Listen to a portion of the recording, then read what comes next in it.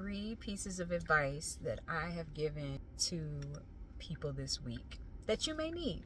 Number 1, sometimes you have to just let people and choose not to engage, especially when they're trying to trigger you and trying to get you to take the bait, to say something crazy, to pop off, to otherwise engage in their shenanigans. Sometimes you just got to let people do what they do, let them be in that negative energy on their own, and maybe come back to it when they decide that they no longer in that space. But if they can't, then maybe you won't come back to it.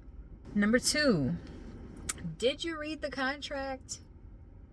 And do you understand every single term that's in it? Because if you don't, then we need to walk through it. You need to walk through each clause, make sure you understand every single line that is in it, so that you are not signing your life away, especially when we're talking about exclusivity clauses.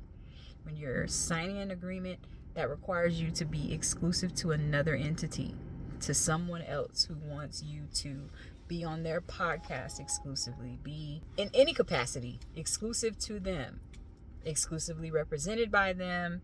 You need to make sure that that is in alignment with what you need and what you want to do, because otherwise you're going to find yourself trapped in a contract that you can't get out of, and even if you get out of it, you won't be able to do the things that you want to do because of that clause. Number 3 is, if you are in a situation where for one reason or another you're not able to see your child and the court is requiring you, or the other parent's trying to force you to do monitored visit, in lieu of not seeing your child because you don't want to do those monitored visits, do the monitored visits.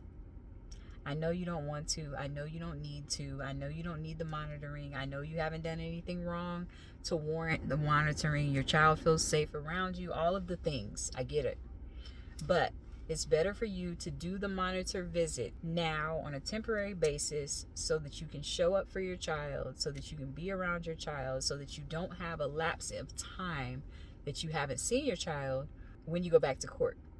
Because one thing that will be extremely difficult is for you to try to reconcile your relationship, your time, and just jump back into the normal custody schedule or some intense schedule and just go back to normal if there's been a large lapse in time since the last time you saw your child or spent time with them. So even though you may know and believe, and it may be true, that you don't need the monitoring, it makes more sense for you to get every opportunity that you can with your child, even if that means you got to have somebody over your shoulder, because at the end of the day, even if you had to have that person, that's even better for you, because now you have a neutral third party who can show up and testify to the fact that you don't need the monitor to begin with.